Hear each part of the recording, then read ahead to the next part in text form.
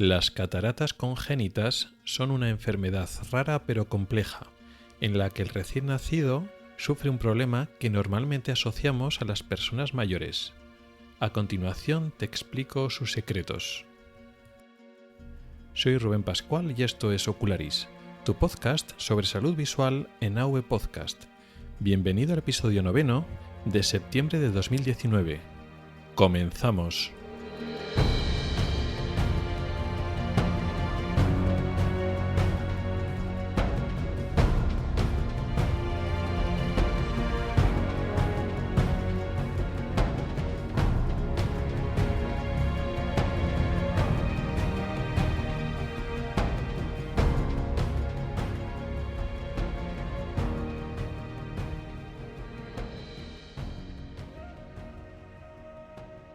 Hola a todos y bienvenidos al podcast de Ocularis sobre salud visual y oftalmología. Soy Rubén Pascual, oftalmólogo y divulgador a través de este podcast y del blog ocularis.es. Este es el episodio 9 correspondiente al mes de septiembre de 2019 y hoy vamos a hablar de las cataratas congénitas. No es la primera vez que hablamos de cataratas en este podcast. De hecho, en el capítulo 5 de la primera temporada hablamos de las cataratas, así en general, y nos especificamos o estuvimos hablando más en las cataratas más habituales, lo que se llama la catarata senil, la que conoce casi todo el mundo. Dejaré en las notas del programa un enlace a ese artículo, porque hoy vamos a hablar de más o menos de lo mismo, pero a la vez muy diferente. Vamos a hablar de cataratas. El concepto de catarata es el mismo que explicamos el otro día. Una opacidad del cristalino, que es la lente que tenemos dentro del ojo. El cristalino, cuando se vuelve opaco o es opaco, lo llamamos cataratas. De hecho, cualquier tipo de opacidad, incluso las que son leves, técnicamente son cataratas. Lo que pasa es que opacidades leves que no causan síntomas, a veces no las ponemos el nombre de cataratas o quizás sí que las describimos así en la historia clínica, pero no las denominamos o no las explicamos de la misma manera para no confundir a la gente. Y a veces reservamos el término catarata cuando esa opacidad, esa alteración de la transparencia del cristalino, de esta lente que tenemos natural dentro del ojo, esta pérdida de transparencia es suficientemente importante para que nos dé problemas visuales. La otra vez hablamos de las cataratas así en general y hoy nos vamos a centrar en la catarata llamada congénita. Las cataratas congénitas significa que las tenemos desde el nacimiento. La persona que sufre esta catarata congénita la tiene desde que nace. Es un problema en el cristalino, pero antes del nacimiento.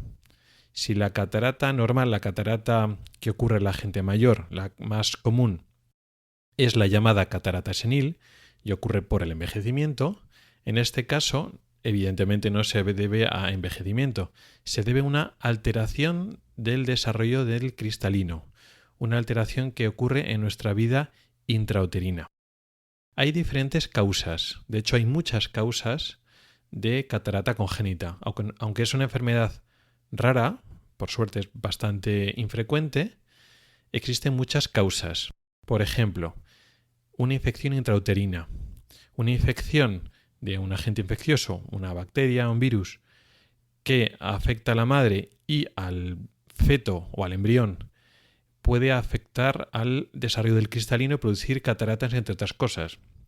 De forma clásica, la rubeola, la toxoplasmosis, varios virus de la familia herpes pueden producir cataratas congénitas, muchas veces asociadas a otras malformaciones intraoculares, es decir, otras alteraciones de tejidos dentro del ojo. Puede afectar a la retina y al cristalino, por ejemplo, y tener cataratas y cicatrices en la retina. Esta es una causa, digamos, clásica, muy conocida en la literatura médica, pero es poco habitual en nuestro medio. En los países desarrollados ya es poco habitual encontrar esta causa.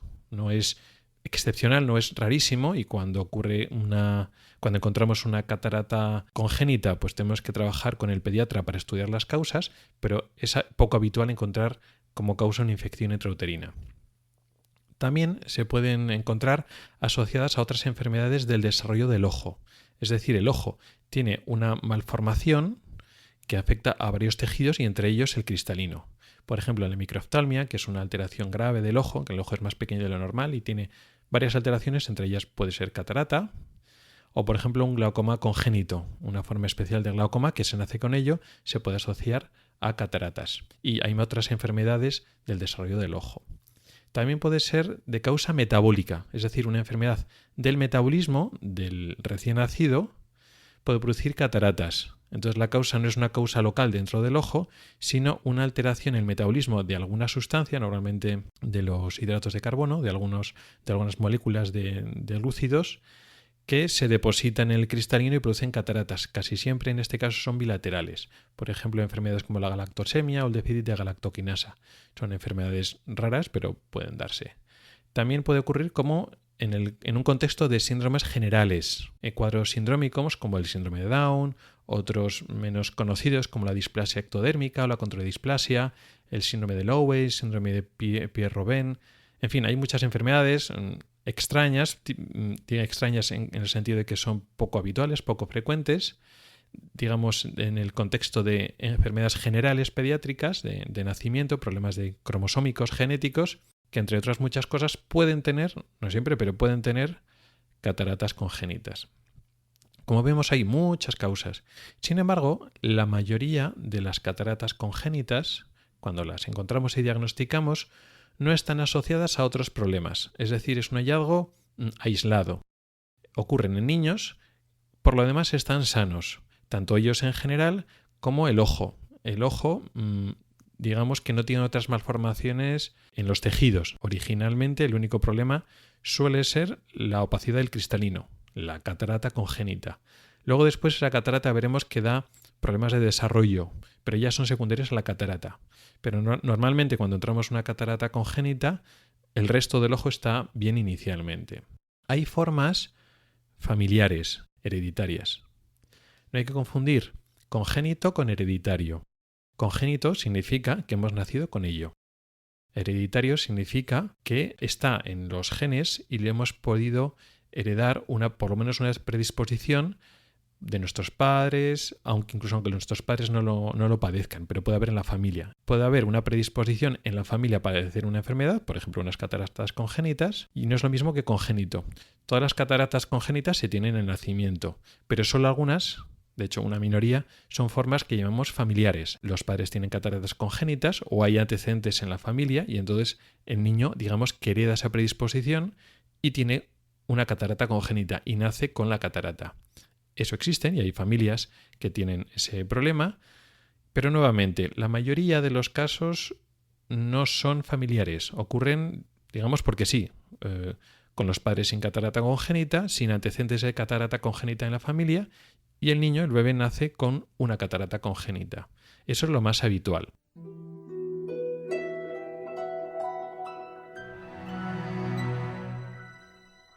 ¿Qué síntomas dan las cataratas congénitas? ¿O qué signos puede encontrar el médico cuando explora al niño que tiene cataratas congénitas? ¿Qué clínica da esta enfermedad? Pues depende de la gravedad de las cataratas. Hay cataratas más o menos intensas, más o menos densas, que dejan pasar más o menos luz hasta el fondo del ojo. También es importante separar entre cataratas unilaterales o bilaterales, que afectan solo a un ojo o afectan a ambos ojos. Cambia mucho en los síntomas. Un síntoma clásico y relativamente habitual es lo que se llama leucocoria, que significa que la pupila la vemos blanca. Leuco es blanco y coria significa pupila. El cristalino está detrás del iris. Como el cristalino normalmente es transparente y lo que hay detrás del cristalino, el polo posterior del ojo, actúa como cámara oscura, como las cámaras fotográficas, la cámara oscura que absorbe la luz, entonces, como no se rebota y no sale la luz de dentro del ojo, la pupila es oscura. Sin embargo, si el tejido que está justo detrás de la pupila, el cristalino, no es transparente, sino que es blanco por la catarata, la catarata normalmente es una opacidad blanca, pues entonces vemos esa cosa blanca, la niña del ojo, la pupila, la vemos blanca. Si esto es así tan claro, puede ser un síntoma muy precoz, que se den cuenta los padres enseguida, al poco de nacer, y entonces pues saltan las alarmas y entonces se puede diagnosticar relativamente rápido. Otras veces no se ve la leucocoria, la catarata no es tan densa, aunque quite visión y dé problemas, no es tan densa y no es tan evidente. Y a veces se tarda en diagnosticar o la leucocoria la encuentra el pediatra o el oftalmólogo, el médico que lo explora, porque ya sabe un poco lo que es la leucocoria, lo que tiene que buscar, y a veces los padres no lo ven. Si no se diagnostica con la leucocoria o no se diagnostica muy pronto, durante los primeros días de vida, pueden aparecer síntomas de la alteración visual que causa la catarata. Esto solo ocurre en las cataratas graves o las intensas y puede variar. Por ejemplo, puede producir nistagmus. Nistagmus es un movimiento vibratorio de los ojos y en este caso el nistagmus es secundario a la mala visión del niño. No todos los nistagmus, ni mucho menos, son debidos a cataratas congénitas. De hecho, es una minoría. El nistagmus, como tal, ya estuvimos hablando de ello, concretamente en el episodio 9 de la primera temporada. También dejaré un enlace en las notas del programa. Estuvimos hablando del nistagmus y suele ser una causa, una alteración primaria. Pero a veces los nistagmus del nacimiento son secundarios a un problema visual. El niño no ve bien y por eso tiene ese movimiento vibratorio de los ojos. Y una de las causas de mala visión puede ser la catarata congénita. También depende si es unilateral o bilateral. Si es una catarata congénita bilateral ocurre a los dos ojos y es intensa, es más fácil que aparezca con nistagmus.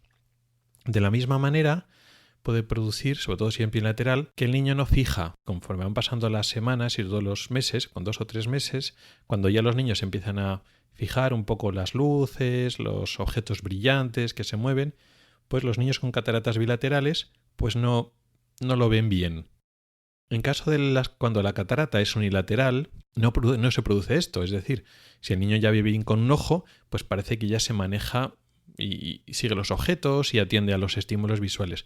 Sin embargo, en estos casos de cataratas unilaterales, una cosa llamativa que puede aparecer es el estrabismo, es decir, el ojo que no ve por la catarata se desvía. Ya no está mirando de frente, por decirlo así, y se desvía.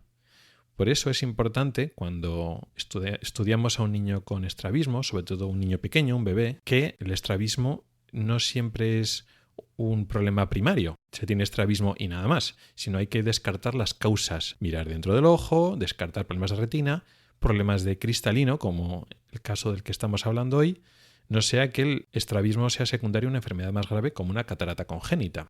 También en niños con cataratas bilaterales también tienen estrabismo, pero ya son niños que no ven bien y normalmente salta alarma antes.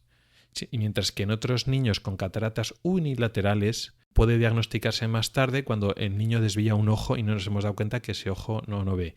Podemos tardar varios meses en diagnosticarlo.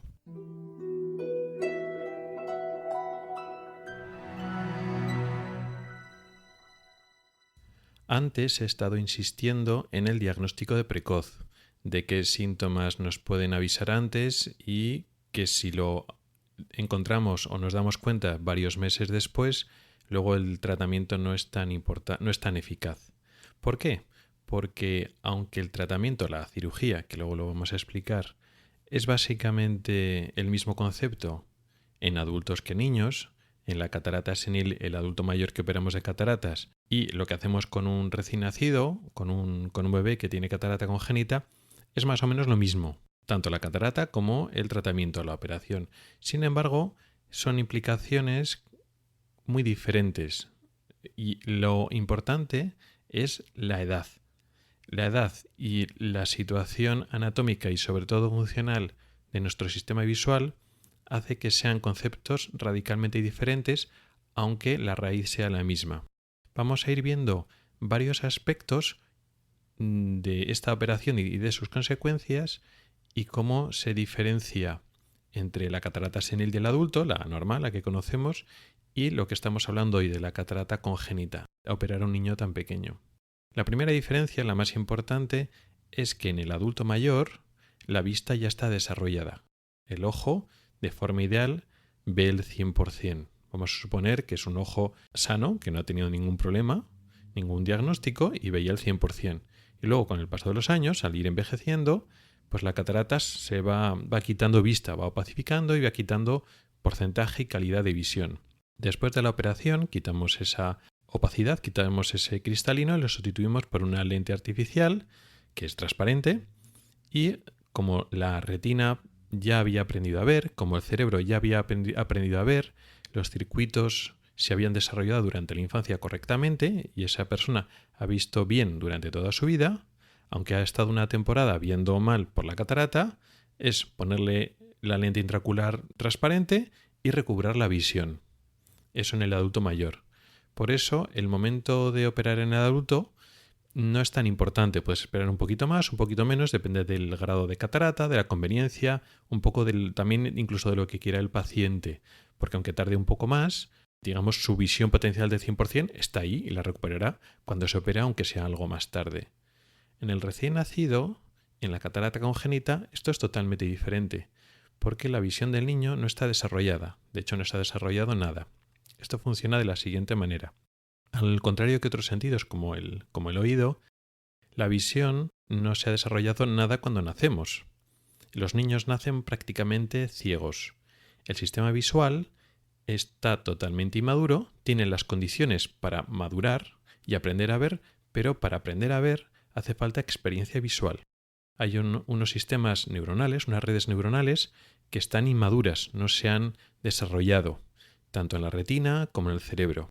A lo largo de la vía visual, para que esa maduración ocurra, necesitamos experiencia visual, es decir, que la información llegue a la retina, una imagen más o menos enfocada, suficientemente correcta para que esos circuitos se pongan en funcionamiento. Y se ponen desde los primeros días, semanas de vida. Y ese aprendizaje visual es más importante y más rápido cuanto más pequeño es el niño. Es decir, durante el primer año o 2 años de vida se gana visión muy rápido y luego después se va ralentizando a lo largo de la infancia, de tal forma que después de los 7 años ya se gana muy poco y a los 10 años pues se fija totalmente más o menos. Claro, si tenemos una catarata congénita significa que ya nacemos con una opacidad. Si esa opacidad es grave, significa que en ese ojo no entra la imagen en la retina. O entra pues una luz difusa, pero no es capaz de crear imagen. Con lo cual, ese desarrollo visual que tiene que ser muy vertiginoso, muy rápido durante los primeros meses de vida no ocurre, no tiene lugar. Luego después, pues operas, pero y luego ya más tarde, ya pasado esos primeros meses, digamos la plasticidad cerebral de esos circuitos, tanto en el cerebro como en la retina, digamos que ya ha pasado el momento. Se puede recuperar, pero ya no a la misma velocidad y posiblemente no llegas a recuperar tanto. Por eso es tan importante operar más o menos pronto, no súper pronto, luego lo explicaremos, pero lo ideal es no intentar demorarlo y operar cuanto antes mejor si está indicada la operación y si es suficientemente seguro, porque luego operar demasiado pronto también tiene sus riesgos, luego lo explicaremos. Otro punto a destacar de diferenciar entre unas cataratas de adultos y de niños: la acomodación. La acomodación es el sistema con el cual el cristalino, nuestra lente de dentro del ojo, cambia su forma y eso permite que nosotros enfoquemos objetos a diferentes distancias. Podemos enfocar de lejos, media distancia, cerca, etc. La acomodación se empieza a perder entre los 45 años más o menos y se va perdiendo progresivamente hasta los 65 o 70. A partir de los 70 años, que es más o menos cuando empieza a aparecer la catarata senil, ya apenas, digamos que no tenemos acomodación. Con lo cual, cuando nos operamos con 75, 80 o con esas edades más o menos, esa persona ya no acomoda. Lleva unas gafas progresivas, unas bifocales o se apaña de alguna manera para no tener ya ese enfoque y su vida normal lo hace de esa manera. Cuando se opera, normalmente se utiliza la lente mayoritaria que se pone dentro del ojo, es una lente monofocal que no tiene diferentes puntos de enfoque. Es un enfoque fijo, con lo cual ha perdido ya la acomodación. Pero la acomodación ya la había perdido antes. Como no tiene cristalino, ya es físicamente imposible que acomode, pero que ya por la edad ya no acomodaba, con lo cual digamos que no pierde nada. En el niño es lo contrario. En el niño, un ojo joven, un cristalino joven, enfoca y acomoda. Si a una persona joven de menos de 40 años, por ejemplo, le quitas el cristalino, pues ese ojo ya no es capaz de enfocar de cerca si la lente le permite ver en lejos o no ve lejos y permite ver a media distancia o cerca. En cualquier caso, no tiene esa capacidad de enfoque y necesitará una ayuda óptica para hacer eso, que sería pues una lente progresiva, ¿no? Una gafa progresiva, que es lo más habitual.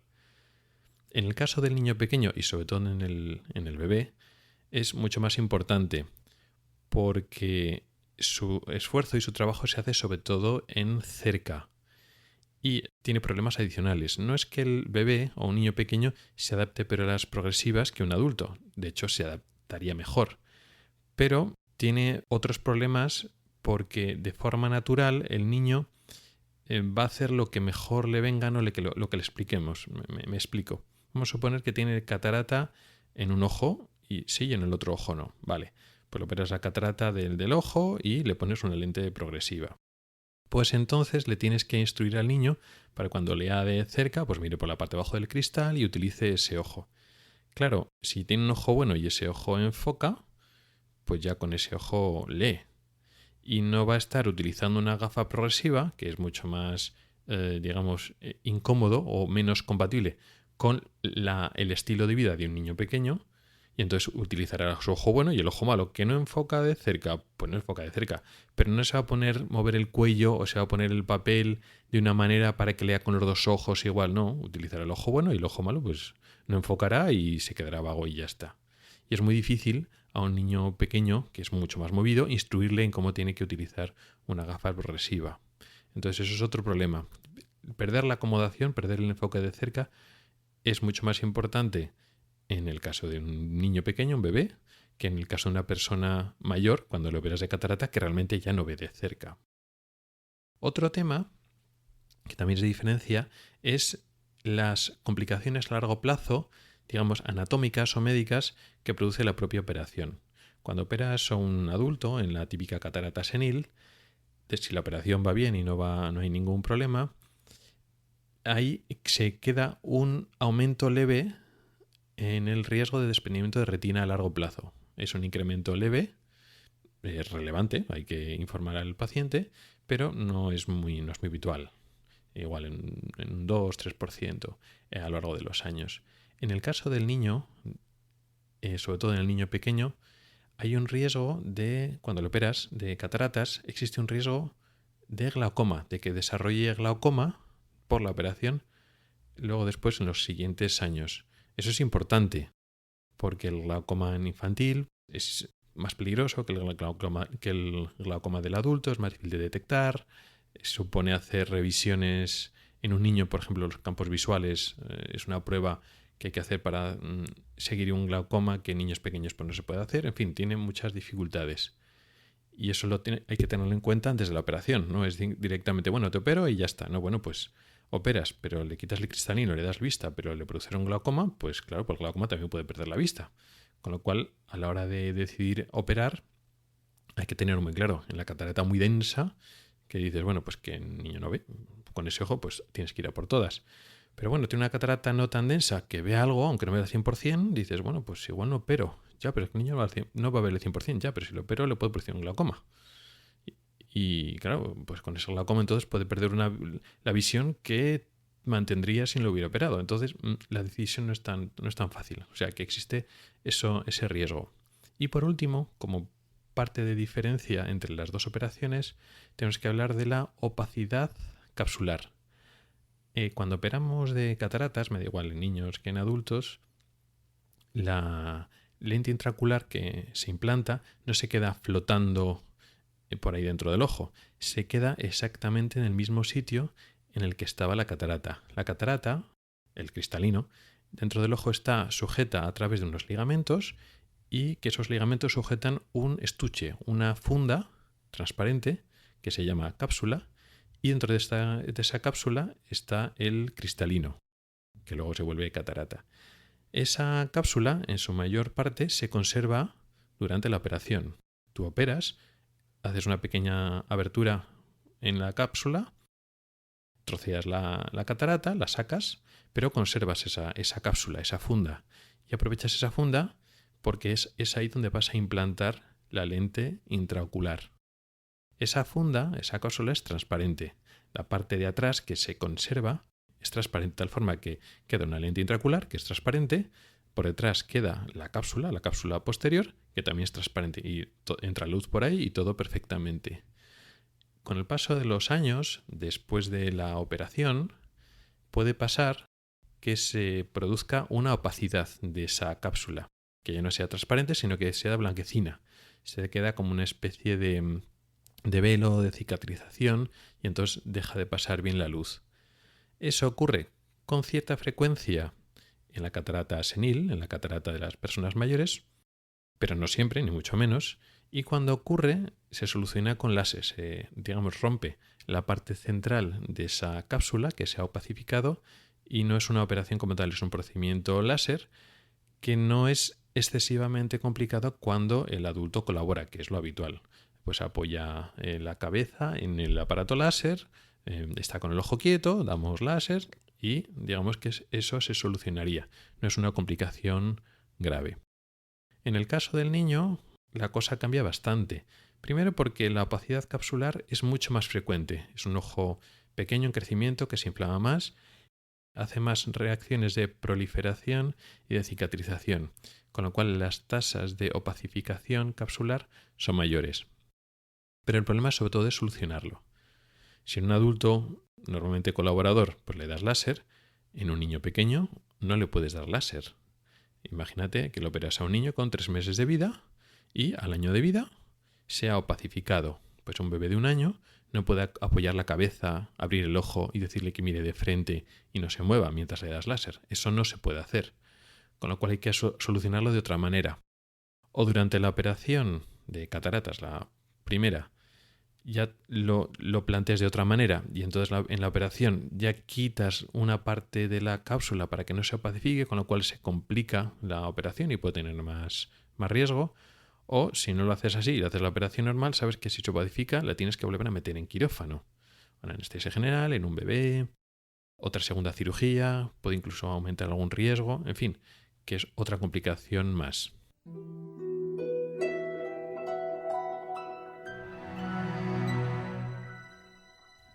¿Cómo se trata la catarata congénita? Bueno, ya lo hemos ido adelantando.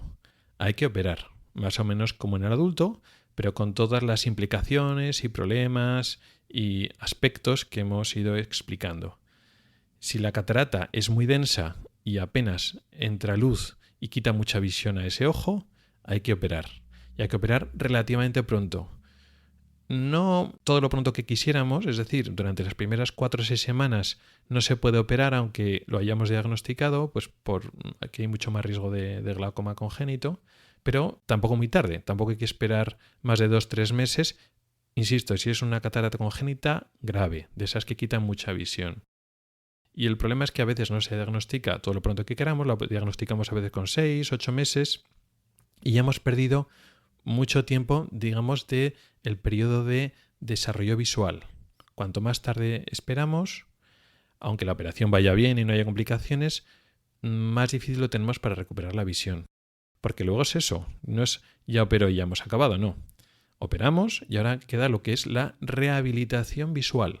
Recuperar esa alteración del desarrollo de visión. Ese ojo, como no ha estado desarrollando la visión bien desde el nacimiento, sino solo a partir de la operación y con dificultades, es un ojo vago, es un ojo amblíope, es un ojo que no ha desarrollado bien la visión y eso hay que recuperarlo. ¿Cómo? Primero poniendo en la graduación. Normalmente después de la operación los ojos operados quedan con graduaciones altas. Entonces hay que graduarles, hay que ponerles esas gafas, a veces en vez de gafas ponemos lentes de contacto, lentillas, y luego tenemos que recuperar la visión. Si por ejemplo es un ojo que ha tenido catarata, pero de un solo ojo, el otro está bien, pues entonces tiene un ojo bueno y un ojo malo. El ojo malo, el vago, es el que tenía la catarata y el que tiene ahora baja visión. Pues tenemos que penalizar el bueno para obligarle a utilizar el malo. Entonces hay que poner muchas veces parche y gafas o parche y lentes de contacto o lente de contacto solo en el ojo digamos malo, el operado, y el tratamiento se prolonga durante años y es complejo. Hay que estar mucho tiempo con la gafa, mucho tiempo con el parche u otras medidas de penalización, con muchas revisiones en el oftalmólogo, o sea que es una cosa que no se operaría y ya está, ni mucho menos. Incluso aunque vaya todo bien y no haya muchas complicaciones y se haga el tratamiento adecuado, muchas veces no se consigue el 100% de visión. Eso no quiere decir que sean ojos perdidos ni mucho menos. Hay que operar y hay que rehabilitar. Y hay que conseguir el máximo de visión que sea. Siempre va a ser mejor eso que dejar el ojo sin operar y sin hacer nada. Pero hay que saber que vamos a conseguir la visión que obtengamos, que muchas veces no es el 100%, pero la que lo obtengamos pues al máximo. Hay que intentar luchar por ese ojo. Todo esto es para las cataratas que son muy intensas, que sin duda quitan mucha visión y que ya estamos dando cuenta por los síntomas que el niño no está viendo por ese ojo. Hay muchas cataratas congénitas que no son tan intensas, que pueden quitar algo de visión, pero no completamente. Son cataratas parciales. En esos casos, a veces esperamos, por todas las complicaciones que hemos visto que tiene la operación de la catarata en bebés, pues le graduamos, le ponemos gafas, si es unilateral ponemos parche en el otro ojo o potenciamos el desarrollo visual y vemos cómo van ganando. Y a veces, consiguen bastante buenas visiones sin operar, pues nada. Y a veces, van ganando, luego se atascan, pero igual lo operamos pues más tarde, igual no del recién nacido o del lactante, pero igual operamos con 2, 3 o 4 años porque ha ido ganando lo suficiente como para poder esperar. O sea que el tratamiento realmente es bastante individualizado. Hay que ver cómo es la catarata y no siempre hay que operar o no siempre hay que operar súper pronto.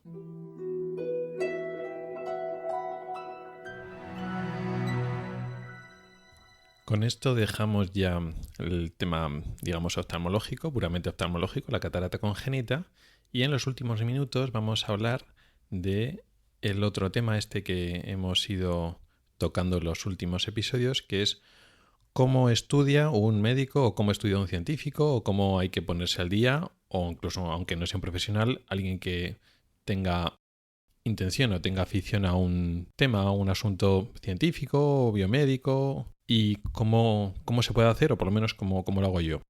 En el último episodio habíamos explicado cómo utilizábamos los programas de sindicación, de feed, RSS, y cómo conseguíamos a través de ellos o de forma más indirecta, a través de otras instituciones, el texto completo, el artículo, posiblemente en un archivo PDF.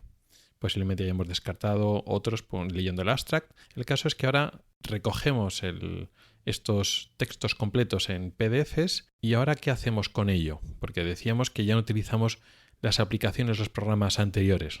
Para capturar usamos un sistema, pero ahora ya estamos recogiendo esos PDFs y ¿cómo lo podemos hacer? Bueno, hay varias maneras. Hay gente que gestiona esos archivos PDFs pues como archivos, los baja como carpetas, se lo organiza en carpetas y lo abre con un lector de PDFs normal y corriente, los lee, los organiza, se los guarda, se los archiva para leerlos después o para referencias futuras.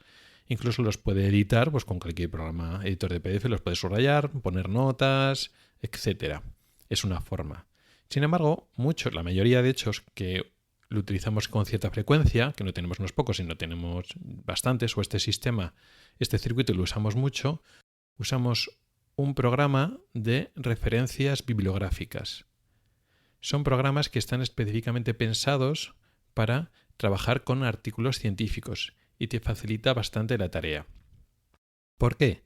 Porque digamos que lee una serie de metadatos que pueden estar en el propio PDF o gracias al PDF recurren a plataformas online para coger información de la revista, de los autores, de etiquetas, el propio abstract, en fin, todos esos metadatos te sirve para tenerlo organizado y para futuras búsquedas. Y esos mismos programas, pues tú te lo puedes organizar en carpetas, subcarpetas, te los puedes escribir en favoritos. La mayoría de estos programas también son editores PDF como tal, y entonces puedes entrar en el archivo y puedes subrayar, puedes con diferentes colores, escribir diferentes notas generales por fuera, poner tus etiquetas personalizadas, pero además, como funciona como referencia bibliográfica, tienes información. O sea, para el programa, cada archivo no es un PDF sin más, sino es un artículo. Y ese artículo pues tiene su información. Y tiene como ventaja pues que puedes seleccionar esos artículos y luego después te genera las propias citas y va a escribir, por ejemplo, pues tú un resumen, una presentación un artículo científico, pues puedes utilizar este programa, te genera las citas para que luego después lo pongas en la bibliografía del artículo que vas a publicar o en la presentación oral o en panel o lo que quieras. Y tiene esas ventajas, pues no solo a la hora de publicar y presentar en congresos o lo que quieras, sino también directamente para estudiar. Para estudiar te lo organiza y te ayuda mucho para organizarlo. Hay muchos y yo he ido utilizando varios. Cada uno tiene sus puntos fuertes y sus puntos débiles. La verdad es que no hay ninguno que sea perfecto. Es curioso porque con la cantidad de demanda que hay, la cantidad de científicos y médicos que tienen necesidad de este tipo de plataformas, la verdad es que no está la cosa muy desarrollada. Por lo menos en otros aspectos hay programas mucho mejores y aquí está la cosa un poco atascada y lleva un poco a gustos. Yo estuve durante bastantes años utilizando uno que se llama Zotero, que es de open source, de una plataforma de código abierto y tal. Y al final pues me cambié y ahora estoy con otro que se llama Mendeley, que tiene como ventaja de que incluso la cuenta gratuita te permite sincronizar entre varios dispositivos. Si no son demasiados archivos, pues bueno, pues te puede servir bastante bien. Y tiene la ventaja, pues eso, de que organiza relativamente bien. Tiene un editor de texto de PDFs, bueno, mejorable, pero para mí me sirve.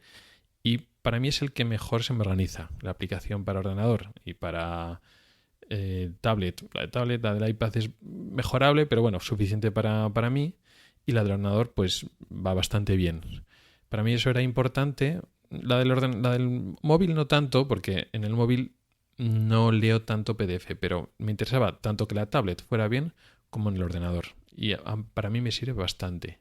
Yo suelo utilizar el Mendeley y ahí me hago mis carpetas, mis subcarpetas, me archivo, me escribo mis cosas para referencias futuras y eso te ayuda. Porque, bueno, pues te lo lees, te haces tus propios resúmenes, tus notas y luego en un momento dado, en la práctica, dices, pues te viene una enfermedad. Ahí va, pues si me leí un review hace poco o hace 1 o 2 años, bueno, pues te lo buscas y sabes que está donde lo tienes guardado. En fin, es bastante más organizado que simplemente tener unas carpetas en tu disco duro. Te permite buscar por palabras, por etiquetas, además de la organización jerárquica por carpetas. La verdad es que está bastante bien. Mejorable, pero está bastante bien.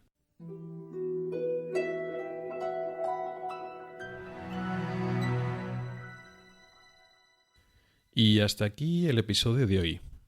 Muchas gracias por el tiempo que has dedicado a escucharme. Mi correo electrónico es ocularis@ocularis.es. Recuerda que también me puedes escuchar en Spotify y que tenemos un grupo en Telegram al que puedes entrar. En las notas del programa tienes mis cuentas de Twitter, Telegram y Facebook. No dudes en contactar conmigo para cualquier sugerencia.